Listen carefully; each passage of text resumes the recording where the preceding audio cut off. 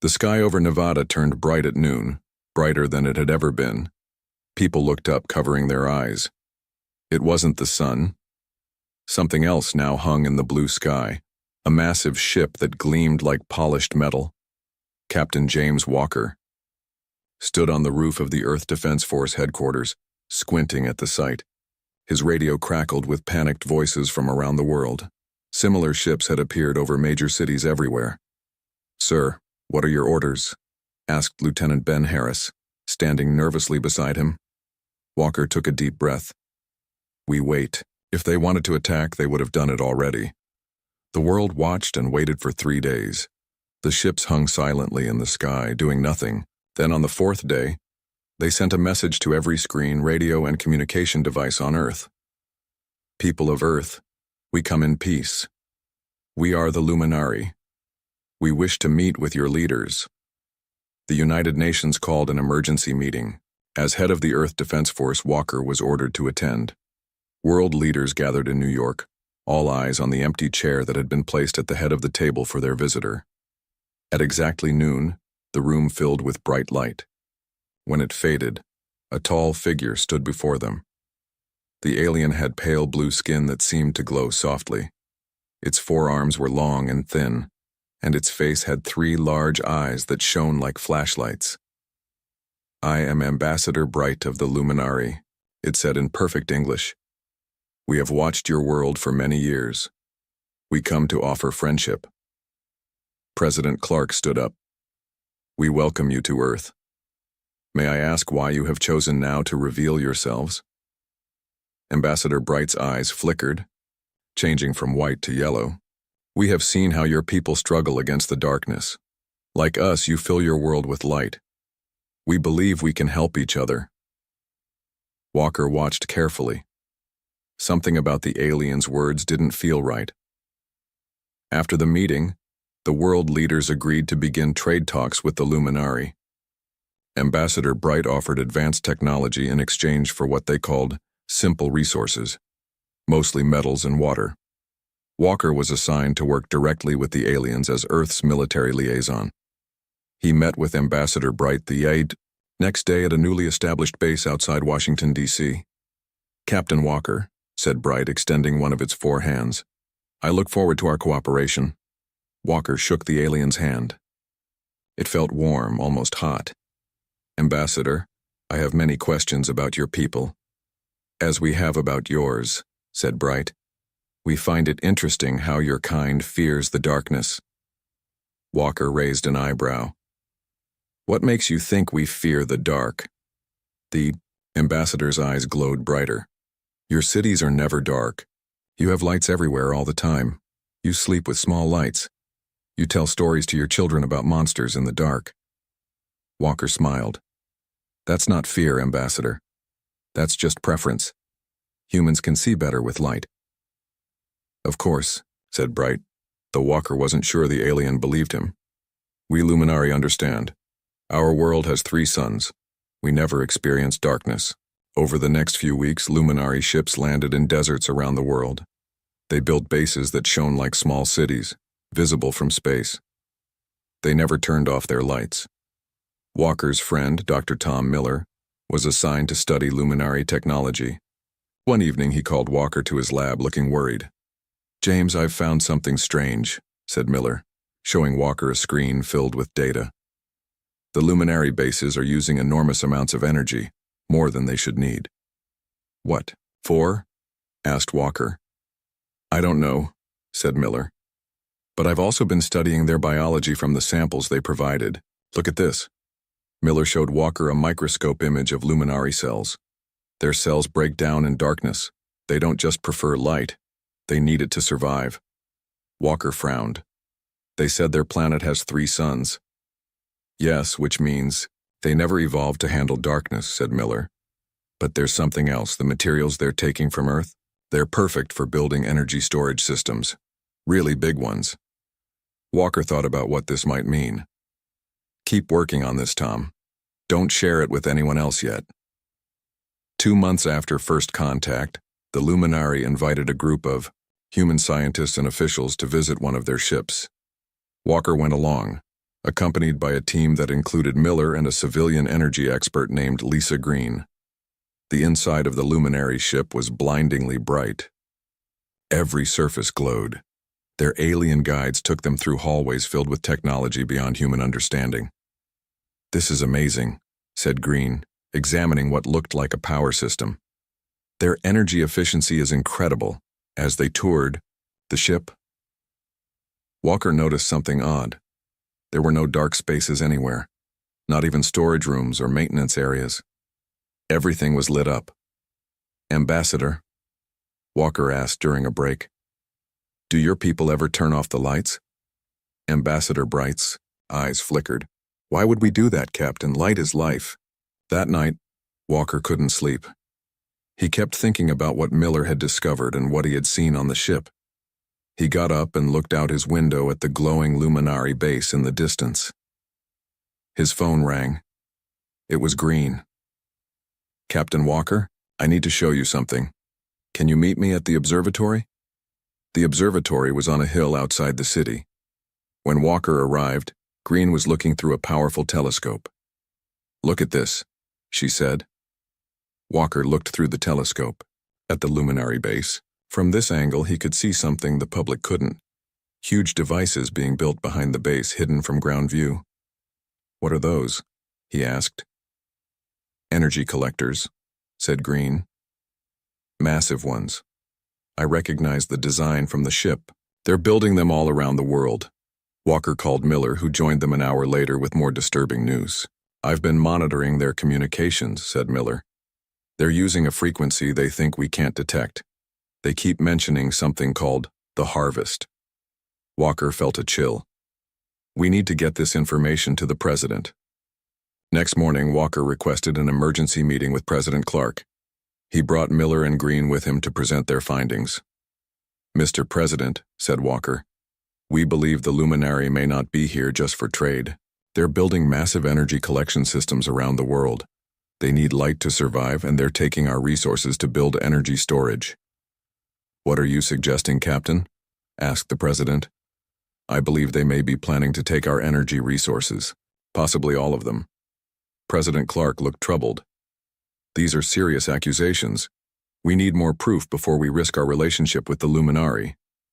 As they left the White House, Walker felt frustrated. "We need to find solid evidence," he told Miller and Green. "Something they can't ignore." That night, Walker received an encrypted message from a military base near the main luminary settlement. It contained a video showing luminary ships unloading strange equipment under cover of darkness, the only time they seemed to work secretly. The equipment looked like weapons. Walker immediately called Miller and Green. "We need to act now. I think they're preparing for something big." As the three of them watched the video again, all their phones beeped with an emergency alert. They looked out the window to see the luminary ships over every major city suddenly glow brighter than ever before. Then, in an instant, every power grid on Earth went dark. The war had begun. Darkness fell across Earth like a heavy blanket. In cities that once glowed with millions of lights, people stumbled through black streets, confused and afraid.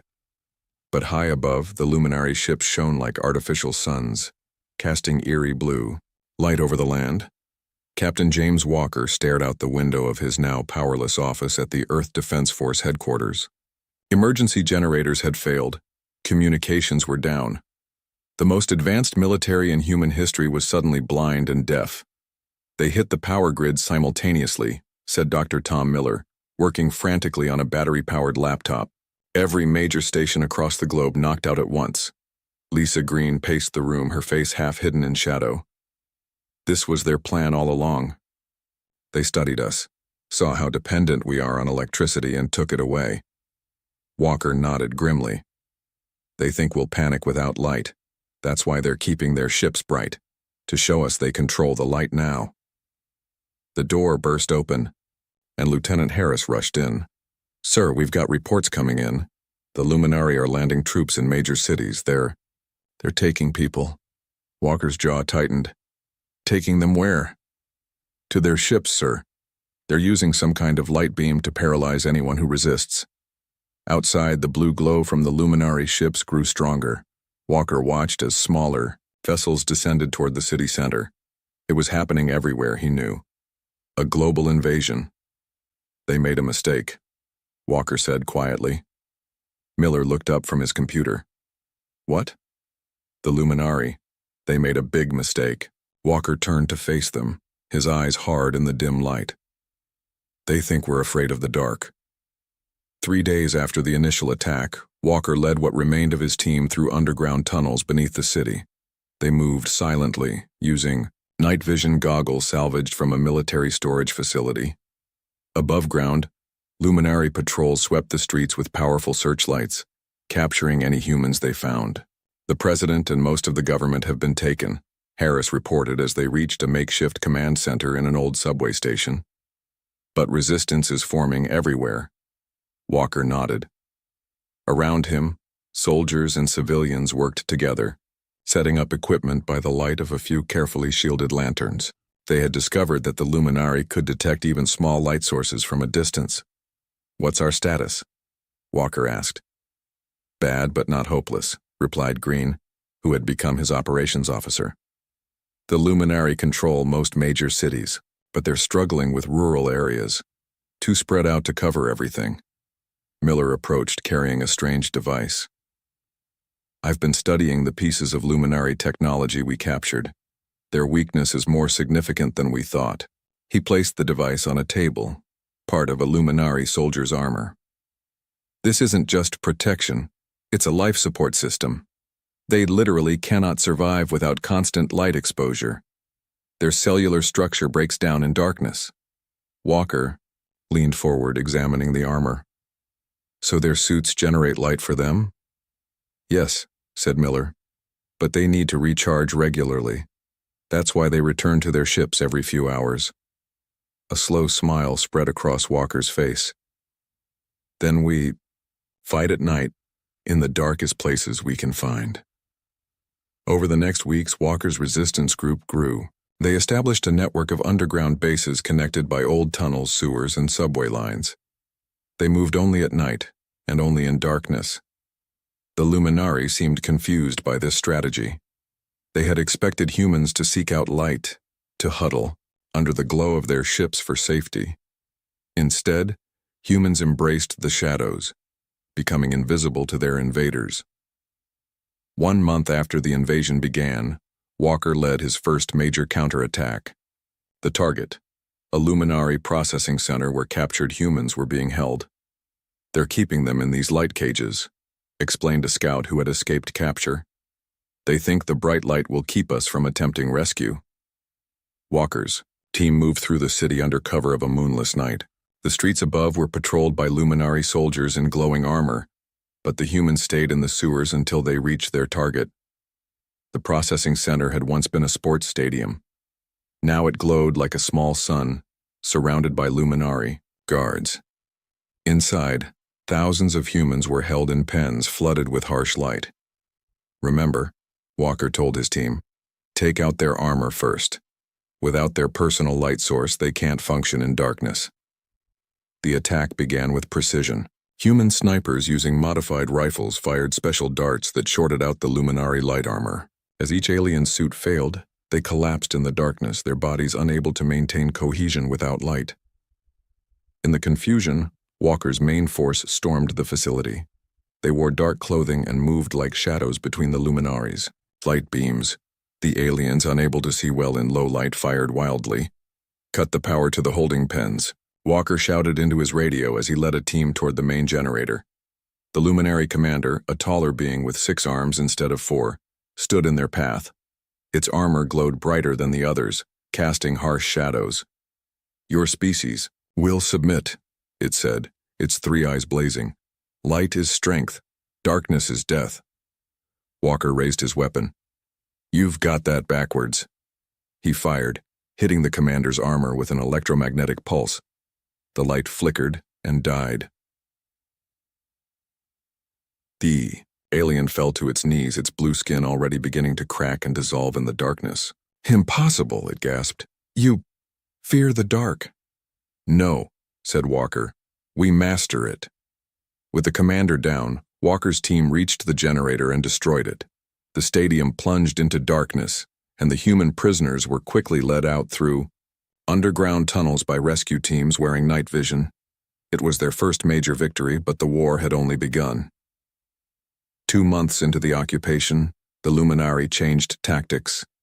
They launched orbital platforms that could direct concentrated light at any target, turning night into day for miles around. They began scorching the earth around cities, destroying forests and fields to eliminate potential hiding places. "They're getting desperate," said Green during a strategy meeting in their underground base. "They didn't expect this level of resistance." Miller nodded. "They've also increased their resource extraction. They're tearing apart power plants and dams, taking everything they can use to generate and store energy." "For what purpose?" asked Walker. "I think they're planning something big," said Miller. "The amount of energy they're collecting goes beyond what they need for their ships and troops." That night, a messenger arrived from another resistance cell with disturbing news. The Luminari had begun testing a new weapon, a device that could generate a pulse of light so intense it vaporized everything in its path. "They tested it in the desert," said the messenger. "Created a glass crater half a mile wide." Walker studied the map spread before him. The war was reaching a critical point. Humanity had adapted to fighting in darkness with remarkable speed. Their night operations were becoming more effective, and the Luminari couldn't be everywhere at once. But this new weapon changed things. If the Luminari decided to simply burn the planet rather than conquer it, there would be nowhere to hide. "We need to take the fight to them," Walker said finally. "Not just here on the ground, but up there." He pointed upward, toward the Luminari, ships that still hung in the sky. Miller looked skeptical. "How? We can't even get past their ground troops." Walker turned to Green. "You said they're gathering resources for something big. What if we let them gather something else, something they don't expect?" Green's eyes widened as she caught his meaning. "You want to infiltrate their collection centers?" Walker nodded. "We need to get aboard one of their ships, find out what they're planning, and stop it." As they discussed the dangerous mission, an alarm sounded. A scout rushed in. "Captain, the Luminari are broadcasting on all frequencies they can access. They're making an announcement to all humans." Walker hurried to the communications room, where a salvaged radio was picking up the transmission. The voice of Ambassador Bright filled the room, but now it held no pretense of friendship. "People of Earth, your resistance is futile and misguided. The Luminari offer you one final chance. Come into the light willingly, and you may live as our servants. Remain in darkness, and we will burn your world to ash." Walker looked at them, determined faces around him. In just 2 months, these people had learned to fight an enemy from the stars. They had turned what the Luminari thought was a weakness, humankind's fear of darkness, into their greatest strength. "Send a response," Walker ordered. "What should it say, sir?" asked the communications officer. Walker smiled grimly. "Tell them, we'll see you in the dark." 3 months into the war, Earth had become a world divided between light and shadow. The Luminari controlled circles of harsh brightness around their bases, while humans claimed the darkness between. It was not the victory the aliens had expected when they first attacked. Captain James Walker stood in a hidden cave entrance looking out at the night sky. Above him, the Luminari's orbital light platforms created artificial day over major cities. But here, deep in the mountains, darkness still ruled. "Captain, they're ready for you," said Lieutenant Harris, emerging from the tunnel behind him. Walker nodded and followed Harris into what had become humanity's largest resistance base. The natural cave system stretched for miles underground, housing thousands of fighters and refugees. Humans had quickly learned that the deeper they went, the safer they were from the Luminari. In the main chamber, a crowd had gathered around, a makeshift stage. As Walker walked to the front, he saw familiar faces: Dr. Miller, Lisa Green, and representatives from resistance groups around the world. Some he knew only through radio communications until now. "Welcome, all of you," Walker said, his voice echoing in the cavern. "For those I haven't met in person, I'm Captain Walker. 3 months ago, the Luminari thought they would find an easy victory. They believed that by taking our power, our light, they would break us." He paused, looking at the determined faces before him. They were wrong. A cheer went up from the crowd. Walker raised his hand for silence. But the war is far from over. The Luminari have built light platforms in orbit. They're scorching our land from above, and now they've threatened to burn our world to ash if we don't surrender. Miller stepped forward, carrying a strange device. This is why we've gathered you all here. We've made a breakthrough. He placed the device on a table. It looked like a small backpack with several attachments. We call it the shadow suit, Miller explained. Using what we've learned about luminary technology, we've created something that absorbs light rather than reflecting it. To demonstrate, he put on the backpack and pressed a button. Immediately, the area around him darkened as if light was being pulled into the device. The Luminari use light not just for seeing, but for their weapons and life support, Miller continued. This technology absorbs that light, weakening them while keeping us hidden. Walker nodded.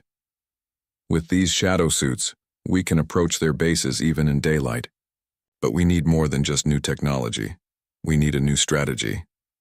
He unrolled a map on the table. The Luminari have a central command ship over what used to be Geneva. Our intelligence suggests this is where they're coordinating their global operations. It's also where they're developing their planet-killer weapon. Green pointed to several locations on the map. We've identified weak points in their defense network. Their ships need to open light collection panels every 12 hours to gather solar energy. When those panels are open, parts of their shields must be lowered. We're going to hit them when they're feeding, said Walker. Multiple teams striking different targets simultaneously, but our main target is this command ship. A woman stepped forward, Commander Diaz from the South American Resistance. My teams have been monitoring their orbital platforms. We've found a way to temporarily blind their sensors. Good, said Walker. We'll need every advantage. As the meeting continued, plans were made and teams assigned. The attack would be the largest coordinated human effort since the invasion began. Everything depended on precise timing and complete surprise. Later that night, Walker stood with Miller in a smaller chamber where the scientist had set up his lab. There's something else, Miller said quietly, making sure they were alone. Something I didn't want to share with the larger group yet. He showed Walker a series of calculations. The energy readings from the Luminary command ship are off the charts. Whatever weapon they're building, it's not just designed to attack Earth. Walker frowned. What do you mean? I think they're building something that can affect our sun, said Miller. A device that could potentially harvest its energy on a massive scale or even alter it somehow. The implications hit Walker like a physical blow. They could create permanent daylight, or worse, drain our sun until it dies. Miller nodded grimly. Either way, hiding in caves won't save us then. Then we have no choice, said Walker. We move tomorrow night. The next day was spent in final preparations. Shadow suits were distributed to the assault teams. Weapons were checked and rechecked. Every fighter knew their role in the complex plan. As sunset approached, Walker addressed the teams one last time. The Luminari think they understand humans, he told them. They think we fear the dark, that we're weak without our technology. Tonight we show them how wrong they are. He looked at the determined faces around him. Humanity didn't become the dominant species on Earth by fearing the night. Our ancestors hunted in darkness when they needed to. They navigated by stars when there were no maps. And when fire was invented, it wasn't just to push back the dark. It was to master it, to use it on our terms. Walker strapped on his own shadow suit. Tonight we are those ancestors again. Tonight we hunt. As night fell, resistance teams moved into position around the world. Using underground tunnels, mountain paths, and waterways, they approached Luminari, strongholds undetected. Walker led the primary assault team toward the Geneva base where the Luminary command ship hovered. They moved through forest that had been partially burned by the aliens' scorching tactics, the charred trees providing additional cover. Command ship in sight, whispered Harris as they reached the edge of the forest. Ahead of them, the massive, alien vessel hung in the air, surrounded by a bubble of intense light. Walker checked his watch. 3 minutes until they opened their collection panels. The team waited in tense silence. Walker could feel his heart pounding. Everything depended on the next few hours. Panels opening, said Green, watching through specialized binoculars. Their shield is fluctuating. Walker gave the signal. Activate shadow suits, move out. As one, the team pressed the activation buttons on their suits. The darkness around them deepened as the technology began absorbing light. To the luminary's sensors, they would appear as nothing more than moving shadows, if they were detected at all. They raced across the open ground toward the base. Luminary guards stood at regular intervals, their light armor glowing. But their gaze was focused outward, not down at the ground where the humans ran in the shadows between light beams. The first sign that something was wrong came when Walker's radio crackled. "Captain, this is Diaz. Something's happening. The orbital platforms are changing position." Walker paused, looking up. The bright spots in the sky were indeed moving, aligning in a pattern. "They know we're coming," he realized with sudden certainty. "Everyone speed up, we need to reach the ship now." As if in response to his words, the ground around them suddenly blazed with light. Hidden projectors activated, eliminating every shadow. "They've prepared for us," shouted Harris as luminary soldiers appeared, surrounding them. Walker made a split-second decision. "Plan B, everyone scatter." The team broke in different directions, using the shadow suits to absorb as much light as possible, but the luminary had anticipated this move. Light beams tracked them, keeping them illuminated. Walker ran toward the main facility beneath the command ship. If they couldn't reach the ship directly, maybe they could find another way in. Behind him, he heard the sounds of fighting as his team engaged the luminary soldiers. A blinding flash made him stumble. He looked up to see the orbital platforms aligning, focusing their beams on a single point. The combined light was so intense it cut through clouds, creating a pillar of radiance that struck the top of the command ship. "That's it," Walker realized. "They're powering up their weapon." With renewed determination, he charged toward the base. If he couldn't stop them from above, he would stop them from below. A group of luminari blocked his path, their weapons raised. Walker activated his shadow suit to maximum power. The area around him plunged into absolute darkness, confusing the light-dependent aliens. In that moment of confusion, Walker attacked. His training made him lethal even in pitch blackness. One by one, the luminari fell, their armor cracking as the darkness invaded their bodies. Walker reached the main entrance to the facility. Inside, he could see more luminari rushing about in panic. The absence of light created by his shadow suit was spreading like a physical presence. "Sir," Harris's voice came through his radio. "The other teams are reporting success. Bases worldwide are under attack." Walker smiled grimly. "Good. Now we just need to stop that weapon."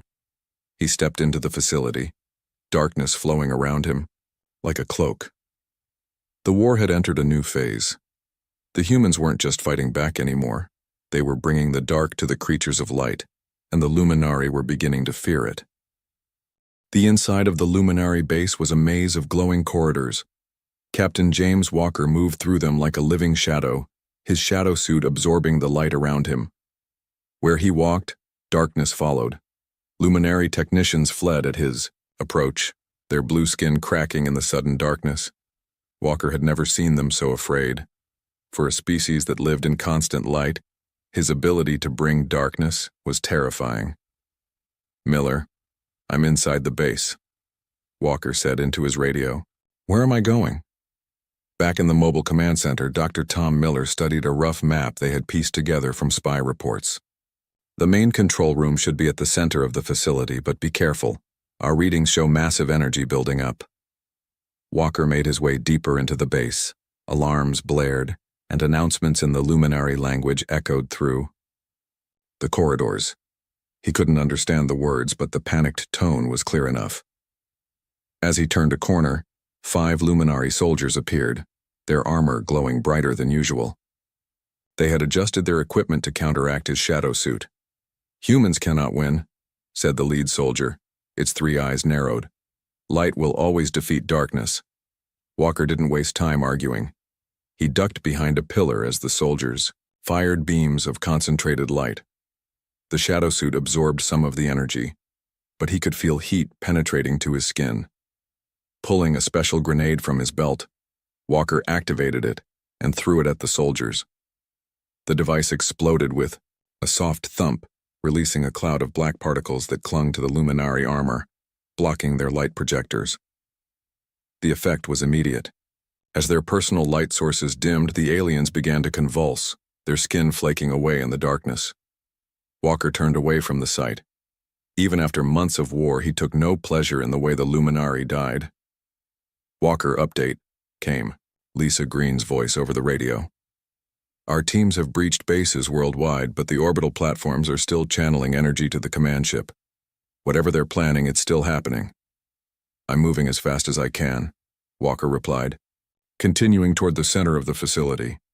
He reached a massive door marked with luminary symbols. Unlike the rest of the base, this door was dark metal with no light elements. Walker recognized the material. It was the same energy-absorbing alloy humans had developed for the shadow suits. They created their own darkness tech, he muttered. They're learning. No time for subtlety. Walker planted explosives on the door and took cover. The blast echoed through the corridors, and when the smoke cleared, the door hung open on damaged hinges. Beyond was the largest room Walker had seen inside a luminari structure. It stretched upward for several floors, with a central column of pulsing light that reached from floor to ceiling. Around this column, dozens of luminari technicians worked at control stations. At the far end of the room stood Ambassador Bright, now wearing elaborate armor covered in light-emitting crystals. The ambassador turned as Walker entered, its eyes flashing from yellow to red. "Captain Walker," said Bright, "you are too late." Walker stepped forward, the shadow suit creating a bubble of darkness around him. "What are you doing, Bright? What weapon are you powering up?" "Not a weapon, Captain." The ambassador's voice was calm. "A salvation. Your sun is inefficient. It wastes energy, projecting light in all directions. We will focus it, harness its full potential." "By doing what?" "By surrounding it with our collection platforms. Your planet will receive more light than ever before. Constant, perfect light. No more night. No more shadows for humans to hide in." Walker understood now. "You're not trying to destroy the sun, you're trying to cage it." "For the benefit of all," said Bright. "The luminari will thrive in the constant light, and humans will have no darkness to hide in. In time you will adapt. The strong will survive." "And those who don't adapt?" The ambassador made a gesture that might have been a shrug. "Evolution has always had its costs." Walker looked at the column of light. Energy from the orbital platforms was being collected, building toward some critical threshold. Once released, it would somehow affect Earth's sun itself. "I can't let you do this," said Walker. "You cannot stop it," replied Bright. "The process has begun. In moments, the final sequence will activate." Walker didn't waste more time talking. He charged forward, pushing his shadow suit to maximum power. The darkness spread out from him, like a wave engulfing control stations. Luminary technicians screamed as their light sources failed. Ambassador Bright stood firm, protected by its advanced armor. "Your primitive technology cannot affect me, Captain. My armor contains power, sources from a dozen suns." Walker reached for his weapon, but Bright moved with surprising speed. A beam of concentrated light struck Walker in the chest, sending him flying backward. The shadow suit absorbed most of the energy, but he felt searing pain where the beam penetrated. "Humans are remarkable," said Bright, approaching slowly. "We expected you to surrender when we took your light. Instead, you embraced the darkness we thought you feared. A fascinating adaptation." Walker struggled to his feet, his shadow suit flickering as it tried to recover from the damage. "We never feared the dark, Ambassador. We just hadn't needed to use it as a weapon until you arrived." His radio crackled. "Walker!" Miller's voice was urgent. "The energy readings are off the charts. Whatever they're doing, it's happening now." The column of light in the center of the room pulsed more rapidly. Walker could feel the energy building like the air before a lightning strike. "Too late, Captain," said Bright, its eyes gleaming. "The future will be bright." But Walker had one last card to play. During the months of war, Miller had developed more than just the shadow suits. He had created something they called a darkness bomb, a device that could temporarily neutralize all light-based technology in a wide area. Walker had been saving it for an emergency. This qualified. He pulled the small black sphere from a protected pocket. Ambassador Bright's eyes widened in recognition. "That device cannot stop the process," said the ambassador, but there was uncertainty in its voice. "Let's find out," replied Walker, and activated the bomb. For a moment, nothing happened. Then darkness, complete, absolute darkness, spread outward from the sphere.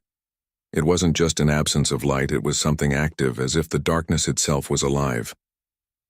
The luminary in the room screamed as their light sources failed. Ambassador Bright's elaborate armor flickered and went dark. The central column of energy sputtered and collapsed. Walker, prepared for the effect, had closed his eyes. When he opened them, his night vision equipment showed chaos. The luminari were disintegrating in the darkness, their bodies unable to maintain cohesion without light. Ambassador Bright had collapsed to its knees, but its advanced armor was providing some protection. Its voice, when it spoke, was weak. "What have you done?" "Introduced you to true darkness," said Walker. "Not just the absence of light, but the neutralization of light itself. Your scientists never considered that darkness could be an active force, not just a passive state." The ambassador's body was beginning to crack, blue skin flaking away despite its armor's protection. "This changes nothing. The command has been sent. The platforms will complete their mission." Walker tapped his radio. "Green, what's happening with the orbital platforms?" "Something amazing," she replied, her voice awed. "They're failing, Captain. All of them, around the world. They're just shutting down." Walker understood what had happened. The darkness bomb had not just affected the base. Its energy had traveled along the connection to the orbital platforms, disrupting their systems as well. "It's over, Ambassador," said Walker. "Your light show is canceled." Bright's body was almost gone now, but its three eyes still glowed faintly. "You think you've won, but you've only delayed inevitable. Light is life, Captain. You cannot survive in darkness forever." "We don't need to," replied Walker. "Unlike you, we thrive in both." As the ambassador disintegrated completely, Walker contacted his team. "The central facility is secure. What's our status worldwide?" Reports came in quickly. Across the globe, resistance teams had successfully breached luminary bases. The darkness, bombs deployed simultaneously, had devastated the aliens' forces. Without their light sources, the luminari were helpless. "Their ships are retreating," reported Lieutenant Harris. "Rising into orbit. Those that still can, anyway." Walker made his way back through the now dark corridors of the base. The surviving luminari had fled, leaving their equipment behind. Human scientists would study it for years, learning the secrets of their light-based technology. Outside, dawn was breaking. Real sunlight, not the harsh artificial glare of the luminary ships, warmed Walker's face. He removed his damaged shadow suit and looked up at the sky. A few luminary vessels were visible, rising toward space. "Let them go," he said when Harris suggested shooting them down. "They can take a message back to their world." "What message is that, sir?" asked Harris. Walker smiled, watching the ships disappear into the morning sky. "That humans don't fear the dark. We master it." Around the world, similar scenes played out. Humans emerged from their underground bases and night hiding places, reclaiming the surface. The war wasn't completely over. Some luminary remained, cut off from their ships and fighting desperately. But the tide had turned decisively. That evening, Walker stood with Miller and Green on a hillside, watching the first natural sunset many had seen in months. "What do you think they'll do?" asked Green. "Will they come back with more ships, more weapons?" Walker considered the question, as darkness fell and stars appeared overhead. "I don't think so. They fundamentally misunderstood humans. They thought by taking away our light they'd break us. Instead, they taught us to weaponize the dark." Miller nodded. "They've never faced a species that could adapt so quickly. That must have been terrifying for them." As night fully arrived, lights began to appear in the distance. Not the harsh glare of luminary technology, but the warm glow of human cities coming back to life. Power was being restored, one grid at a time. "We should be ready, though," said Walker. "Just in case. We'll need defenses in space, early warning systems." Green smiled. "And we should probably keep developing those shadow suits. They might come in handy again." Walker nodded, watching the stars. Somewhere out there was the luminary homeworld, a planet with 3 suns and no natural darkness. A world whose people had never learned what humans had always known, that darkness was not something to fear but something to understand and, when necessary, use. "The night is ours again," he said softly. "Let's make sure it stays that way." 1 year after the luminary invasion, Earth was healing. Cities had been rebuilt, power grids restored. In parks and town squares, memorials stood to those lost in what people now called the Light War. But alongside the grief, there was pride. Humanity had faced an enemy from the stars and prevailed. Captain James Walker, now General Walker, stood at the window of his office in the new Earth Defense Force headquarters. Below, workers were installing the final pieces of a massive detection system designed to provide early warning of any future alien threats. "The last of the orbital defense platforms are online," reported Lisa Green, now his chief of operations. "Any ship approaching Earth will be detected long before it reaches orbit." Walker nodded. "And the shadow technology?" "Dr. Miller's team has made incredible progress," said Green. "We've incorporated it into all our defense systems. If the luminary return, they'll find us much better prepared." Walker turned away from the window. On his desk sat reports from around the world. The last pockets of luminary resistance had been eliminated 3 months ago. The aliens who couldn't escape had fought to the end, unable to surrender to a fate. In darkness, "Any word from our deep space monitoring stations?" he asked. Green shook her head. "Nothing yet. No sign of luminary activity near our solar system." Walker wasn't surprised. The retreating luminary ships had been damaged, their numbers greatly reduced. It would take time for them to return to their homeworld, longer still to mount another invasion, if they ever did. His phone rang, the secure line that connected directly to the president's office. "General Walker speaking." "General, we've received a transmission," said the president. "You need to see this immediately." Walker's heart raced. "Luminary?" "Yes, but not what we expected. A ship has appeared at the edge of our solar system. Just one, and it's broadcasting on all frequencies. They're asking to speak with you specifically." Within the hour, Walker was in the White House Situation Room along with Dr. Miller, Green, and the highest-ranking government officials. On the main screen, a grainy image showed a single luminary vessel holding position near Jupiter. "The message repeats every 10 minutes, explained the communications officer. "They say they come in peace as representatives of a new luminary government." "Play it," ordered the president. The screen flickered, and a familiar face appeared. Ambassador Bright. But this Bright looked different. The blue skin was paler, and the 3 eyes didn't glow as brightly as before. "People of Earth, this is Ambassador Bright of the new luminary consensus. I request permission to approach Earth for peaceful negotiations. I wish to speak with General James Walker regarding terms of coexistence." The message ended, repeating, after a brief pause. "It's a trap," said the Secretary of Defense immediately. "They're scouting for a second invasion." Walker studied the image carefully. "I'm not so sure. Look at Bright. Something's different." "And why send just one ship?" Miller adjusted his glasses. "Our scans show their ship is significantly less powerful than the invasion fleet. It has minimal weapons and appears to be running on reduced power." "What do you think, General?" asked the president. Walker considered for a moment. "I think we should hear what they have to say. Under strict conditions, of course." 2 days later, a small luminary shuttle descended to a remote airfield in the Nevada desert. Earth defense systems tracked every inch of its approach, weapons locked on and ready. The area had been evacuated for miles around with only military personnel remaining. Walker waited on the tarmac with a small team, all wearing the latest version of shadow suits as a precaution. The shuttle landed softly, its engines quieter than the invasion craft had been. For a long moment, nothing happened. Then a door opened, and Ambassador Bright emerged alone. Walker was immediately struck by how different the alien looked. Its skin was not only paler but had patches of dark blue, almost purple.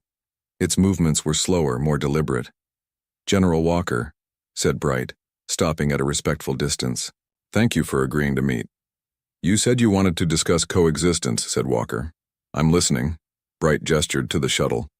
"May we speak inside? There are things I need to show you." After a careful security scan, Walker agreed. Inside the shuttle, the lighting was much dimmer than any luminary craft he had seen during the war. Bright moved to a control panel and activated a screen.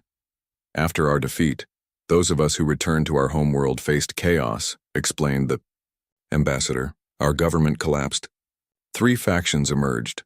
Those who wanted to rebuild and attack Earth again, those who wished to abandon this sector of space entirely, and a third group, my group." Images appeared on the screen. The luminary homeworld, a planet bathed in the constant light of 3 suns. "What made your group different?" asked Walker. "We learned from humans," said Bright. "For generations we believed darkness was death, that no advanced species could thrive without constant light. You proved us wrong." The screen showed luminari, with the same darker patches as Bright. They were working in areas of reduced light, using equipment that looked partially of Earth design. "These are adapted luminari," explained Bright. "We began experimenting with controlled darkness exposure. Painful at first, but those who survived developed the ability to endure low light conditions, a biological adaptation we never thought possible." Walker was stunned. "You deliberately exposed yourselves to darkness. Why?" "Because we saw the future," said Bright simply. "Our civilization developed in a rare star system with 3 suns. We evolved without experiencing night. This made us powerful in some ways, but vulnerable in others." More images appeared, star maps showing thousands of systems. "Most habitable worlds experience darkness," continued Bright. "If we cannot adapt to it, we are limited to a tiny fraction of possible worlds. Our society would remain forever confined, vulnerable to extinction if anything happened to our home system." Walker began to understand. "So this isn't about Earth at all. You're thinking much bigger." "Yes," admitted Bright. "Earth showed us our weakness, but it also showed us a possible solution. If some luminary can adapt to live in both light and darkness, as humans do, our species has a future among the stars." "And the other factions?" asked Walker. "The ones who want to attack us again?" Bright's eyes dimmed slightly. "There is civil war on our world. My faction, the adaptationists, currently hold the most territory, but the fight continues. I came to propose an alliance." Walker raised an eyebrow. "An alliance? After you invaded our planet and tried to enslave us?" "I understand your skepticism," said Bright, "but consider the advantages. We offer our light technology, far advanced beyond Earth science. In return, we ask for help developing darkness adaptation techniques and sanctuary for those luminary who choose to adapt." "You want to live on Earth?" "Not exactly," said Bright. "We seek permission to establish a small colony on your moon. The regular cycle of 2 weeks of sunlight followed by 2 weeks of darkness would be perfect for our adaptation program. In return, we would help build lunar defenses and share all our knowledge." Walker was silent for a long moment. The proposal was unexpected but intriguing. A peaceful luminary faction could be a powerful ally, especially if other hostile aliens existed in the galaxy. "I'll need to discuss this with our leaders," he said finally. "But first, I have a question. Why did you come to me specifically? Why not approach our government directly?" Bright's 3 eyes focused on Walker intensely. "Because you understand both sides of this conflict. You fought us in darkness, but you did not destroy us out of hatred or fear. You let our ships leave. You showed what humans call mercy. Walker remembered that moment, watching the defeated luminary ships rising into the dawn sky. And there's one more thing, added Bright, something we discovered when analyzing the shadowsuit technology. The ambassador activated another screen, showing complex diagrams of human and luminary cellular structures. The darkness adaptation we're undergoing. It changes our biology fundamentally. Those who successfully adapt develop cellular structures remarkably similar to human cells in certain ways. We believe there may be compatibility. What kind of compatibility? Asked Walker, suspicious. Shared environments, medical treatments, perhaps even more, said Bright. Your scientists theorize that light and darkness are not merely conditions but fundamental forces that can be harnessed. They were right, and that discovery opens possibilities neither of our species has imagined. Walker studied the alien who had once been his enemy. The changes in Bright were obvious, not just physical adaptations to darkness, but a different way of thinking. You've changed, Ambassador. As has your world, replied Bright. We both learned from the war. The question is, what will we do with that knowledge? 3 days later, in a historic broadcast watched by billions around the world, General Walker stood beside Ambassador Bright as the President announced the Luna Accord, a treaty establishing a small luminary research colony on the far side of the moon with strict oversight and security protocols. Not everyone was happy with the decision. Protests erupted in cities across Earth. Many humans could not forgive the luminary for the war, could not trust the aliens who had once tried to conquer them. Walker understood their feelings but supported the accord. As he explained to a skeptical Lisa Green, "We need to think beyond just Earth now. The universe is bigger and stranger than we imagined. The luminary won't be the last aliens we encounter." 6 months later, Walker visited the lunar colony. Through reinforced windows, he watched as luminary scientists worked alongside human researchers, studying the effects of darkness adaptation. The aliens still glowed faintly, but now they moved comfortably in areas of reduced light that would have killed them a year earlier. Dr. Miller joined him at the window. Remarkable progress. Some of the second-generation adapters can now survive complete darkness for up to an hour. And the light technology transfers? Asked Walker. Revolutionary, said Miller enthusiastically. Their solar collection methods are centuries beyond ours. The new panels we've developed together are already providing clean energy to half of Earth. Walker nodded, watching a young luminary working with a human scientist. The alien's skin showed extensive dark patches, signs of successful adaptation. They call themselves Children of the Night now, said Miller. The adapted ones.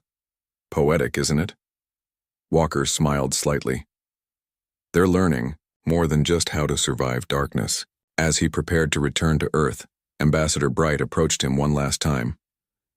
General Walker, before you leave, I have something to ask. Something personal. Walker waited, curious. When you first entered our base during the final battle, bringing darkness with you, did you know we would die in it? Did you intend our destruction? Walker considered the question carefully. I knew darkness was lethal to your kind, but I also hoped some would survive, would learn, would adapt. Bright's eyes dimmed in what Walker had come to recognize as a thoughtful expression. The universe is mostly darkness, you know, said the ambassador. Between stars there is only void.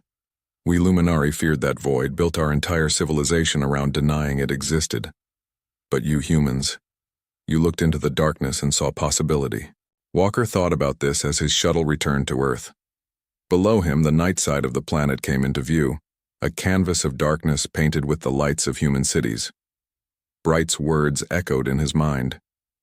Humans had never feared the dark, not really. They had respected it, used it when needed, illuminated it when desired. That balance, the understanding that both light and darkness had their place, had saved humanity when the Luminari attacked. And now, it might save the Luminari too. As Earth grew larger in the viewport, Walker watched the Terminator line, that moving boundary between day and night that circled the planet endlessly. Light and darkness not in conflict, but in eternal dance. Perhaps that was humanity's greatest lesson to teach the stars. 3 weeks into their journey, the changes in the human crew were impossible to ignore.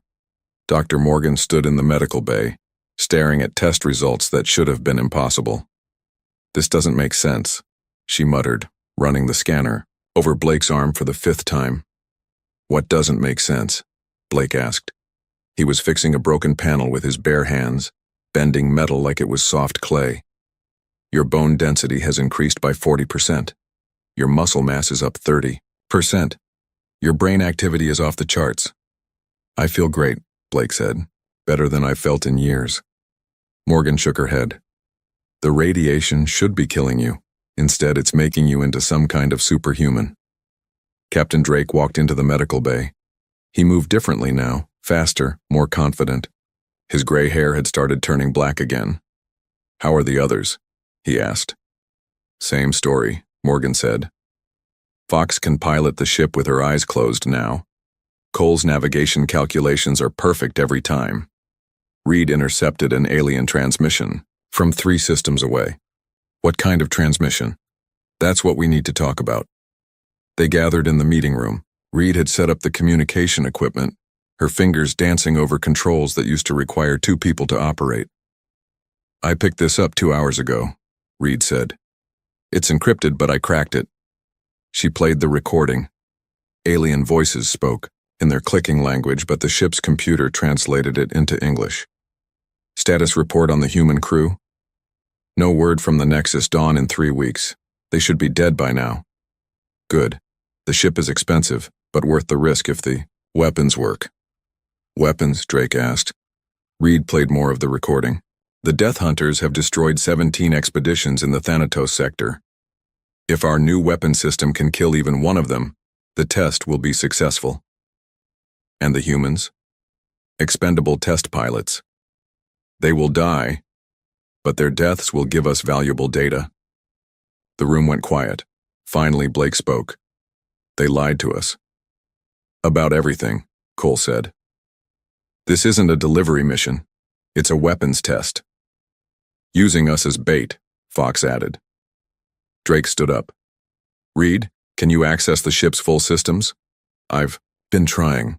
There are locked sections everywhere, password protected." "Blake, what about you? Can you get into the restricted areas?" Blake smiled. It was not a nice smile. "Give me an hour." While Blake worked on breaking into the ship's hidden systems, the others tried to understand what they were really dealing with. Cole pulled up star charts of the Thanatos sector. "Look at this," he said.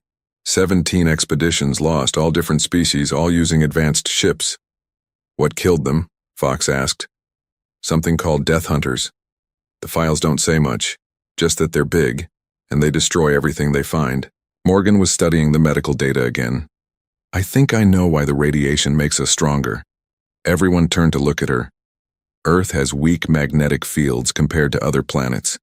We get hit with cosmic radiation all the time. Our bodies learn to use it instead of just surviving it." "So we're actually built for this?" Reed asked. "More than built for it, we're perfect for it." Blake's voice came over the ship's communication system. "You all need to see this. Meet me in Cargo Bay 7. They found Blake standing in front of a wall that wasn't there an hour ago. The metal had been peeled back like paper, revealing a hidden room full of weapons. "The whole ship is armed," Blake said. "Plasma cannons, fusion missiles, something called a reality disruptor. This isn't an exploration vessel, it's a warship." Drake picked up a plasma rifle. It was designed for alien hands, but he could make it work. "They sent us here to fight. Monsters with weapons we don't know how to use." "Maybe," Fox said. "But look at us now. A month ago, Blake couldn't bend a steel bar. Now he's tearing through titanium walls." "The ship's AI has been watching us," Reed said. "I found the monitoring programs. It's supposed to take over if we die or become unable to function." "Can you shut it down?" Drake asked. Reed grinned. "Already did. Turns out being smarter helps with hacking alien computers." Over the next few days, they discovered more secrets. The ship had hidden armor that could be activated. The quantum drive could be used as a weapon, creating tears in space itself. Most importantly, they found the real mission files. Listen to this, Reed said, reading from her screen. Project Death Farm. Use expendable species to test weapons against unknown hostiles in Thanatos sector. Priority, weapon data collection. Crew survival, irrelevant. Death Farm? Cole asked. That's what they call it. The aliens have been sending ships to die in that sector for years. Not to explore, to feed whatever lives there. Feed it what? Morgan asked. Technology, ships, crews. The Death Hunters don't just kill, they learn. They adapt. They get stronger with every victory. Drake felt something cold in his stomach. How many ships? Hundreds. Maybe thousands. All the lost expeditions weren't accidents. They were sacrifices. The aliens are farming civilizations, Blake said, growing them strong enough to be useful, then feeding them to these hunters. But why? Fox asked. Reed pulled up more files. Because the Death Hunters make something the aliens want. Some kind of energy that only comes from destroyed civilizations. They're not trying to stop the Death Hunters, Morgan realized. They're feeding them. And we're supposed to be the next meal, Cole said. Drake looked around at his crew. They were all changed now. Stronger, faster, smarter. But most importantly, they were angry. Here's what we're going to do, he said. We're going to the Thanatos sector. We're going to find these Death Hunters. And then? Blake asked. Then, we're going to kill them all. The aliens expect us to die, Fox said. Let them expect it, Drake said. We're not the same species that left Earth. We're something new. Something they created by accident. What are we? Reed asked. Drake smiled, and for the first time in weeks, it was a happy smile. We're hunters, and we're about to show the galaxy what happens when you try to use humans as bait. The Nexus Dawn flew on toward the Thanatos sector. In the cargo bays, the human crew practiced with alien weapons. In the medical bay, Morgan documented changes in their bodies that would have been called impossible a month ago. In the control room, Cole plotted courses through space that would have killed normal pilots. Behind them, the aliens waited for news of their deaths. They waited to hear that the expensive ship had been destroyed, that the weapons had been tested, that the Death Hunters had been fed. They would wait a long time. The humans were no longer prey. They were predators, and they were very, very hungry. As they approached the edge of the Thanatos sector, Reed picked up new transmissions. Not from aliens this time, but from something else. Something old and patient and very, very dangerous. Captain, she said. I think the Death Hunters know we're coming. Good, Drake said. I'd hate for them to miss the show. The first Death Hunter to attack them was the size of a city. It moved through space like a living mountain, covered in weapons that had belonged to 1,000 different civilizations. Plasma cannons, laser arrays, and things that defied description, all pointed at the Nexus Dawn. Here they come, Fox said, her hands dancing over the pilot controls. The Death Hunter fired everything at once. Space lit up with deadly energy that should have vaporized them instantly. But Fox wasn't flying like a normal pilot anymore. She twisted the ship through the weapon fire like it was a dance, moving in patterns that followed no logic except pure instinct.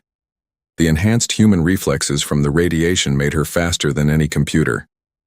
Impossible, came the voice of the gardeners. No species can move like that. You've never met humans, Drake replied. Blake was at the weapons console, but he wasn't using the weapons normally. Instead of firing at the Death Hunter's armor, he was targeting the joints where different technologies were connected. These things are made from scrap, he said. They just stuck together whatever they found. If we hit the right spots, his plasma blast severed a connection between what looked like a ship's engine and an alien city structure. Part of the Death Hunter broke away, spinning helplessly into space. Interesting, the gardener voice said. You fight like no others. More. Death Hunters approached, but something strange happened. Instead of attacking together, they began to study the humans' fighting style. They were learning, adapting their movements to counter human tactics. They're getting smarter, Cole warned. Good, Reed said. She was working at her station, but not on communications. She was hacking into the Death Hunters' shared network. If they're connected, they have a weakness.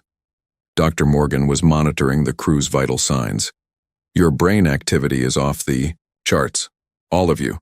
The stress is making you even stronger. She was right. As the battle intensified, the humans were becoming more than human. Fox could see the path of enemy fire before it was fired. Blake could calculate weapon trajectories in his head. Cole was navigating through debris fields at impossible speeds.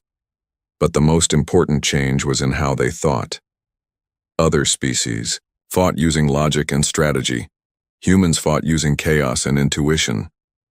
Reed, how's that hack coming? Drake asked while dodging a beam that could have cut a planet in half. Almost there. Their network is incredibly complex, but it's also predictable. They think in patterns. And we don't, Blake said, firing at seemingly random targets that somehow all connected to bring down another Death Hunter.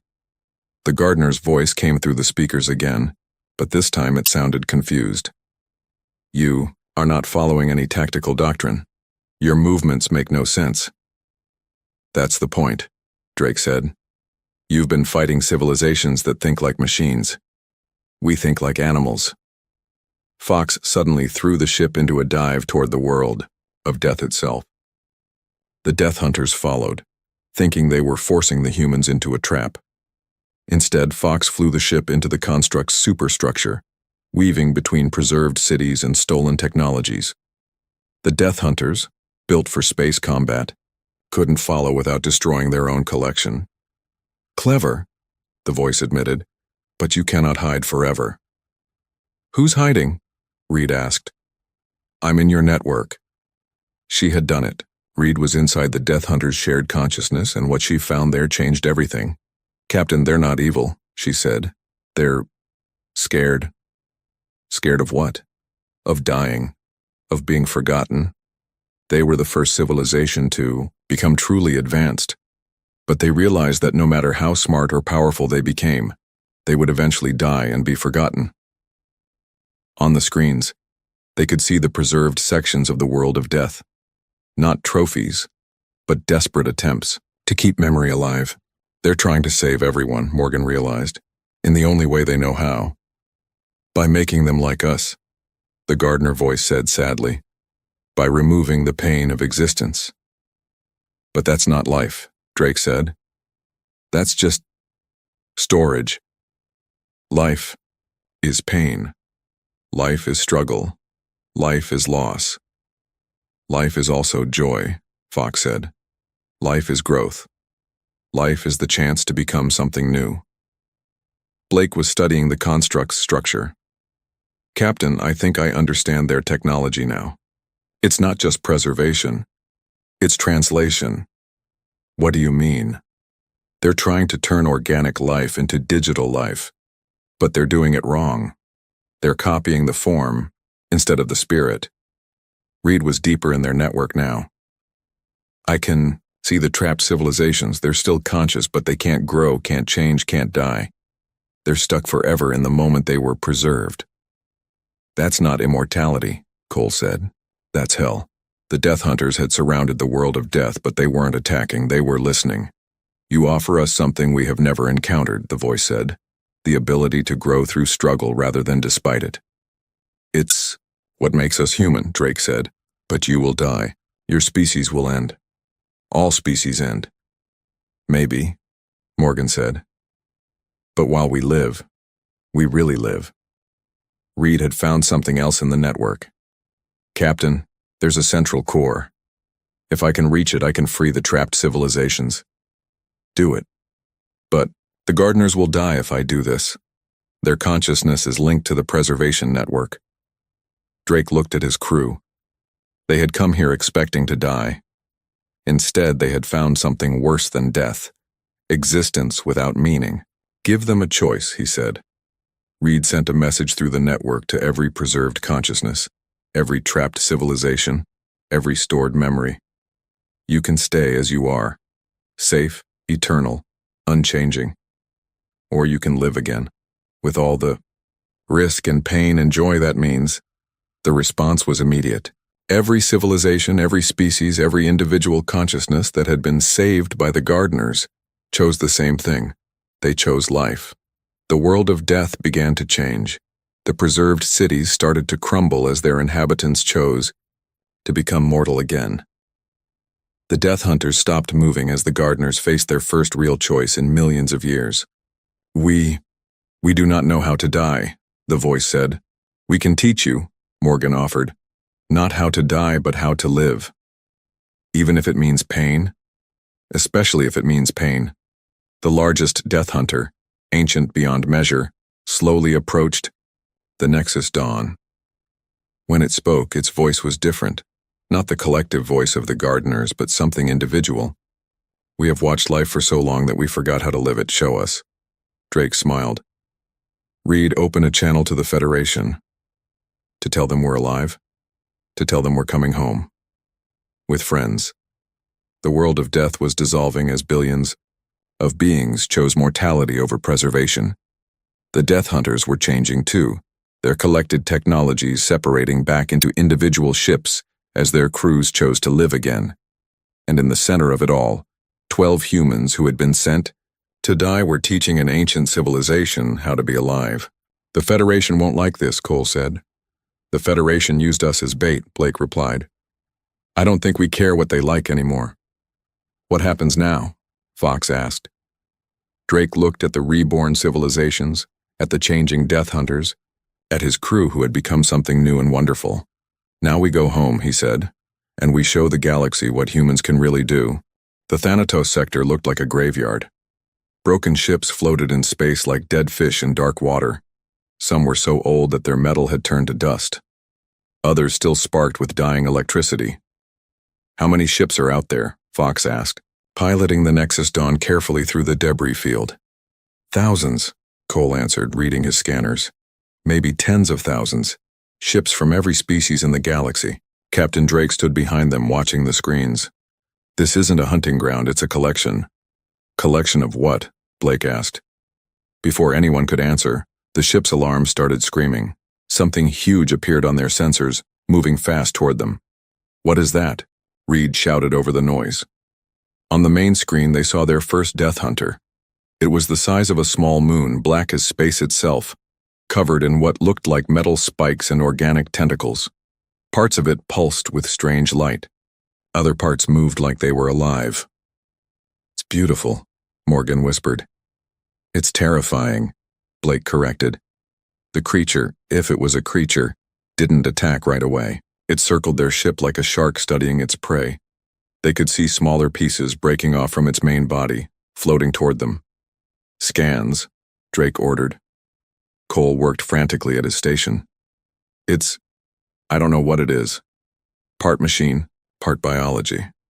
The small pieces are some kind of probe. It's studying us," Reed realized, "learning about our ship." The probes touched the Nexus Dawn's hull.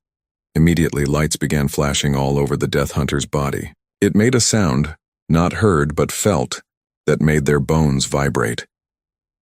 "It knows we're different," Morgan said. "Our radiation signature isn't like the other crews."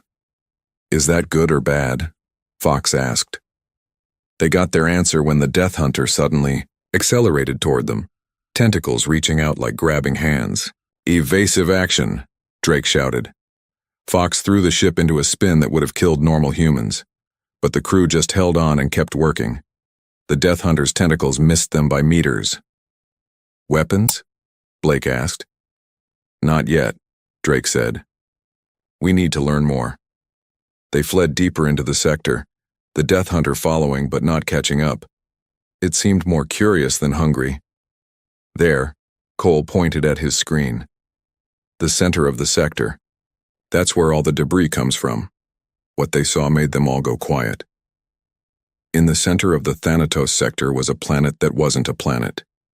It was a construct, built from the remains of thousands of destroyed civilizations. Cities stacked on top of cities. Ships welded together into massive towers. Technology from 100 different species all merged into one impossible structure. The world of death, Reed breathed. Look at the surface, Morgan said. Those aren't cities, they're farms. She was right. The construct's surface was divided into sections, each one containing the preserved remains of a different civilization. Buildings, ships, even what looked like entire planets, all carefully arranged and maintained. They're not destroying civilizations, Drake realized. They're preserving them. But why? Blake asked. The answer came from an unexpected source. The ship's communication system crackled to life, and a voice spoke. Not alien clicking, but something that sounded almost human. Welcome, children of Earth. Everyone froze. You are different, the voice continued. Not like the others who come to feed us. Who are you? Drake asked. We are what remains of the first civilization to reach the stars. We became so advanced that we transcended physical form. We became eternal. You're the Death Hunters? Reed asked. We are the gardeners. We plant civilizations and watch them grow. When they are ripe, we harvest them and add their knowledge to our collection. On the screen, they could see the Death Hunter that had been following them. Up close, they could see it wasn't a single creature, but thousands of different technologies merged together. You preserve them, Morgan said. We give them eternal life. Every civilization that has ever existed lives on in our garden. Their knowledge, their culture, their dreams, all preserved forever. By killing them, Blake said angrily, by freeing them from the burden of flesh, from the fear of death, from the struggle of existence, Drake stepped forward. What do you want from us? You are different. You grow stronger through struggle. You adapt instead of breaking. We have watched civilizations for millions of years, but we have never seen anything like you. So we offer you a choice. Join us willingly, and we will make you eternal. Like us, your species will never die, never suffer, never struggle again. And if we refuse? Fox asked. Then you will be harvested like the others. But we hope you will choose wisdom. The communication ended, leaving them in silence. They want to turn us into them, Cole said. No more struggle, no more growth, no more life, Morgan said. Just existence. That's not living, Blake said. That's being dead but not knowing it. Drake looked at his crew. They had all changed so much in the past month. Stronger, faster, smarter. But most importantly, they were still human. Still fighting, still growing, still refusing to give up. Reed, can you scan that construct? Already am, Captain. It's incredible. The technology there could advance every civilization in the galaxy by thousands of years. Blake, what about those weapons we found? Ready to go. But Captain, that thing is huge. Our weapons might not even scratch it. Maybe we don't need to destroy it, Fox said. Maybe we need to understand it. Drake nodded. Cole, take us closer, but stay ready to run. As they approached the world of death, they could see more Death Hunters emerging from the construct's surface. Dozens of them, each one different, each one made from the remains of destroyed civilizations. Captain, Reed said urgently. I'm picking up something else. There are still living beings down there. What? The civilizations they preserved. Some of them are still alive, trapped inside the construct. Drake felt anger building in his chest. Not the hot anger of a moment, but the cold anger of purpose. They're not preserving civilizations, he said. They're torturing them. What do we do? Morgan asked. Drake looked at the world of death, at the Death Hunters surrounding it, at the thousands of years of stolen life and dreams and hopes. We do what humans do best, he said. We break things that need breaking. All of them? Blake asked. All of them. The Nexus Dawn moved toward the world of death, carrying 12 humans who had been sent here to die. The Death Hunters waited for them, confident in their eternal patience and accumulated power. They had never fought humans before. They had never fought a species that got stronger when things got worse. They had never fought creatures who looked at impossible odds and smiled. They were about to learn something new. Reed, broadcast this on all frequencies, Drake ordered. To every living being in that construct, to every trapped civilization, to every species that thinks we're already dead. What should I say? Drake smiled, and it was the smile of a predator who had just found prey. Tell them the humans are here. Tell them it's time to fight back. The meeting room on Station Alpha was cold and gray. 12 humans sat around a metal table looking at the alien officials who had called them there. The aliens looked like giant insects with 4 arms and shiny black eyes. They spoke through machines that made their voices sound like metal scraping against stone. You have been chosen for a special mission, the lead alien said. His name was hard to say, so the humans just called him Boss. It is a great honor for your kind. Captain Drake looked at his crew. They all knew what great honor meant when aliens said it. It meant someone was going to die. What kind of mission? Drake asked. He was a tall man with gray hair and scars on his hands from years of working on ships. Boss clicked his teeth together. The ship Nexus Dawn needs a crew. It is our newest and most advanced vessel. Worth more money than your entire planet. Drake waited. There was always more to these deals. The ship has had some problems, Boss continued. 3 crews have tried to fly it. All died within a month. What killed them? Asked Dr. Morgan, the ship's doctor. She was a small woman with bright eyes who always asked the right questions. The quantum drive system, Boss said. It makes radiation that kills most life forms, but humans are different. You might last longer. Engineer. Blake laughed. It was not a happy sound. So you want us to fly your death ship because we might die slower than everyone else? Yes, Boss said simply. You will take the ship to the Thanatos sector. Deliver it to our research station there. Simple job. Navigator Cole spoke up. The Thanatos sector is forbidden space. No one goes there. That is why we need you, Boss said. Other species are too valuable to risk. But humans are new to the Federation, still proving themselves. The room got quiet. Everyone understood now. They were being sent to die because their lives didn't matter to the aliens. What do we get if we succeed? Drake asked. Full Federation, citizenship for all humans. Your species will join the civilized galaxy. And if we die? Boss made a sound like laughing. Then you die doing something useful. Drake looked at his crew again. These were good people. Morgan had saved hundreds of lives as a doctor. Blake could fix any machine ever made. Cole could navigate through space storms that would kill other pilots. Fox was the best ship pilot in human space. Reed could talk to anyone, anywhere, anytime. They were not expendable. But the aliens thought they were. We need time to think, Drake said. You have 1 hour, Boss replied. The ship leaves tomorrow. The aliens left the room. The humans sat in silence for a long time. It's a suicide mission, Blake said finally. Maybe, Drake said. But what choice do we have?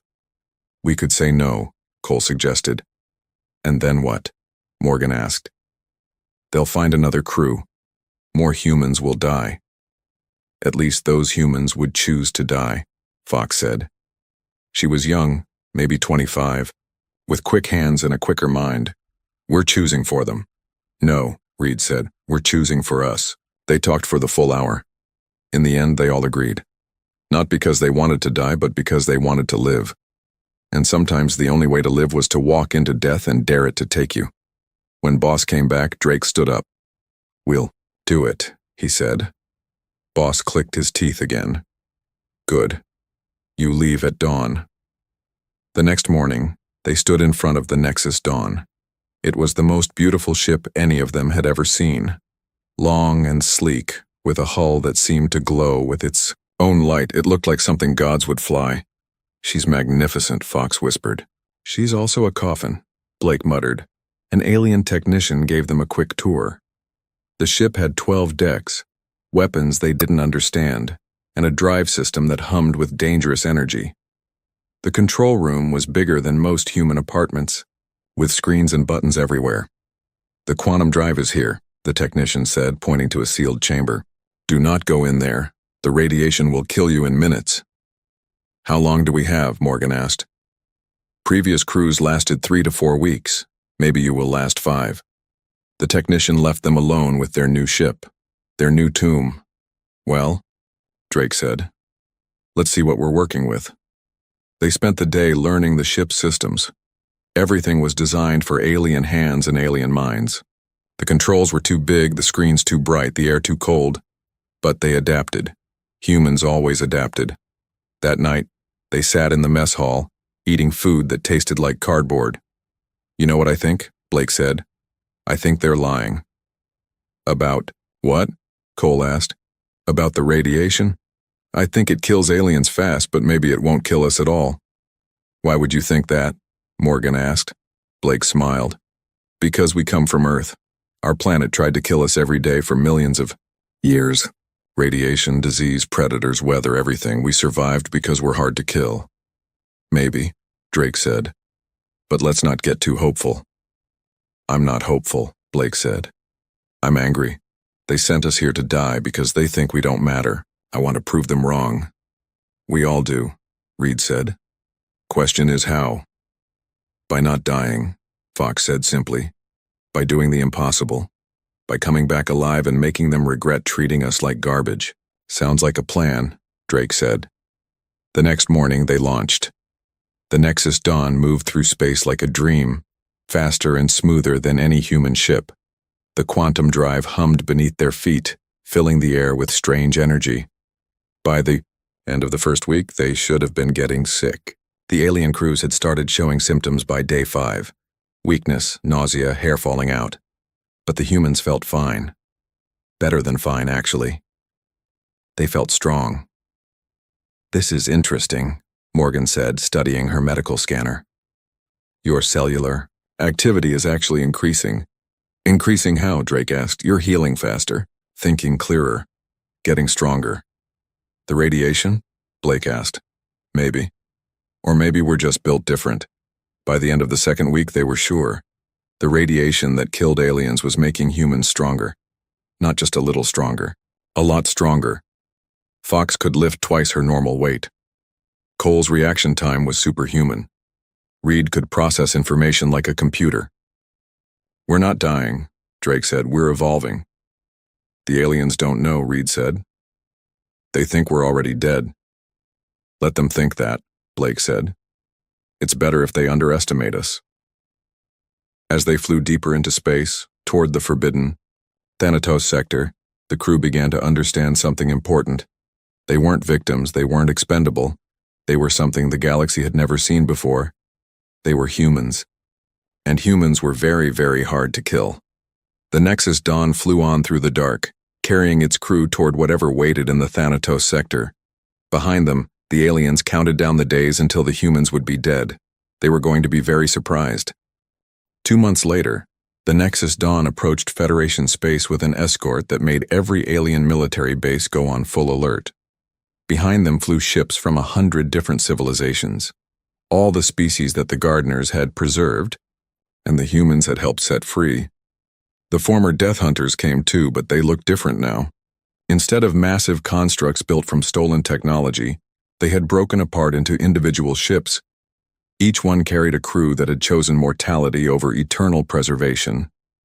This is Federation Command, came a nervous voice over the radio. Identify yourselves immediately. Captain Drake smiled as he answered. This is Captain Drake of the human vessel Nexus Dawn. Mission accomplished. There was a long silence. Impossible, the alien voice said. You should be dead. We got better, Reed replied cheerfully. The Federation fleet that met them was the largest anyone had ever seen. Hundreds of warships from dozens of species, all pointed at the returning expedition. You will stop immediately and submit to boarding, came a new voice. Drake recognized it. Boss, the alien who had sent them to die. I don't think so, Drake said. You are criminals. You destroyed Federation property. You interfered with a classified operation. Blake laughed. We survived your murder attempt. Sorry about that. The truth was spreading fast through Federation space. Reed had been broadcasting the real story of the Thanatos sector mission. How the Federation had sent expendable humans to die. How they had been feeding civilizations to the Gardeners for centuries. How they had profited from the technology of the dead. The people of the galaxy deserve to know, Reed had said. They deserve to know what their leaders really are. Now, as the massive fleet faced the returning survivors, that knowledge was changing everything. Riots had started on Federation worlds. Species were demanding answers. The careful order that had kept the galaxy peaceful was falling apart. You will surrender now, Boss demanded, or we will destroy you. With what? Fox asked. She was right. The ships following them weren't just refugees. They were warriors who had been fighting the Gardeners for thousands of years before being preserved. They had technology the Federation had never seen. Weapons that defied understanding. More importantly, they were angry. The Federation knew, said a voice from one of the ancient ships. They knew we were suffering in preservation. They knew, and they did nothing. They used us, said another. Fed us to the Gardeners like cattle. For profit, said a third. Drake opened a channel to the Federation fleet. You have one chance to do this peacefully. Stand down and let us pass. We outnumber you 1,000 to 1, Boss snarled. Numbers don't matter, Dr. Morgan said quietly. She had been studying the Federation fleet with their enhanced sensors. Look at them, Captain, they're scared. She was right. The Federation ships were holding formation, but barely. Many of their crews were from species that had thought their own people were lost forever. Now they knew the truth. Their loved ones hadn't died exploring. They had been murdered for profit. This is Commander Vale of the Federation ship Glory, came a new voice. I'm ordering my fleet to stand down. You cannot, Boss shouted. I'm in command here. Not anymore, Vale replied. My people were told our colony ship was lost to pirates. Now I find out you fed them to monsters. We're done. Taking orders from you. One by one, Federation ships began breaking formation. Some moved aside to let the humans pass. Others actually joined the growing fleet of liberated civilizations. You're destroying everything, Boss screamed. The Federation brought peace to the galaxy. The Federation brought slavery, Drake replied. We're bringing freedom. But the humans weren't done. As they flew deeper into Federation space, they made stops at each major world, not to conquer, but to share. The technology they had gained from the former world of death was beyond anything the galaxy had ever seen. Medical advances that could cure any disease, energy systems that could power entire planets, transportation that could cross the galaxy in days instead of years. We're giving it all away, Cole observed as they watched their data being downloaded on yet another world. That's the point, Drake said. Knowledge shared is knowledge multiplied. The former gardeners were learning too. They had spent so long preserving life that they had forgotten how to live it. Now they were experiencing everything for the first time. Hunger, tiredness, joy, sadness. It is overwhelming, one of them said to Morgan during a medical check, to feel everything so intensely. That's what makes it worth it, Morgan replied. The intensity means it matters. But we will die, the former gardener said. Our individual consciousness will end. Yes, Morgan said. But while you live, you'll really live. And when you die, you'll leave something behind that matters. What will we leave? Change, growth. The difference you made while you were here. The news of what the humans had done spread faster than their ships could travel. Worlds that had been under Federation control for centuries suddenly declared independence. Species that had been classified as expendable began demanding equal rights. You've started a revolution, Reed told Drake as they watched another Federation world celebrate its freedom. Good, Drake said. It was long overdue. But the Federation wasn't giving up without a fight. As the Nexus Dawn approached Earth, they found a massive fleet waiting for them. Not aliens this time, but humans. Ships from Earth's own military, crewed by people who still believed the Federation's lies. This is Admiral Park of Earth Defense, came a familiar voice. You are ordered to surrender immediately. Drake recognized the name. Park had been his commanding officer years ago before the Federation had recruited them for this mission. Hello, Admiral, Drake said. Good to see you again. Drake. Is that really you? We were told you died months ago. The Federation told you a lot of things. How much of it was true? Over the next hour, Drake and his crew told their story. Not just what had happened to them, but what they had learned about humanity's place in the galaxy. The radiation didn't just make us stronger, Blake explained. It activated something that was already in our DNA. What do you mean? Admiral Park asked. Dr. Morgan had the answer. We're not from Earth originally. Millions of years ago, our ancestors escaped from the gardeners. They found Earth and evolved there, but they kept the genetic memory of what they had learned. We're descended from the only species that ever successfully escaped the world of death, Cole added. That's why we could survive where others couldn't. That's why we fight differently, Fox said. Why we don't give up when things get hopeless. That's why we get stronger under pressure, Reed said. It's literally in our blood. Admiral Park was quiet for a long time. Finally, he spoke. What do you need from us? Nothing, Drake said. We're not here to conquer or control. We're here to offer choice. Choice? The choice to be what we really are.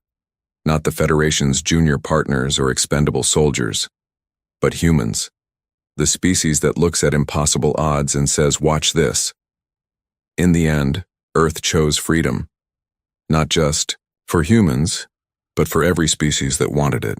The Federation's control collapsed as world after world chose independence over safety. The galaxy became a more dangerous place. Without the Federation's rigid control, there were conflicts and chaos. Some species made bad choices.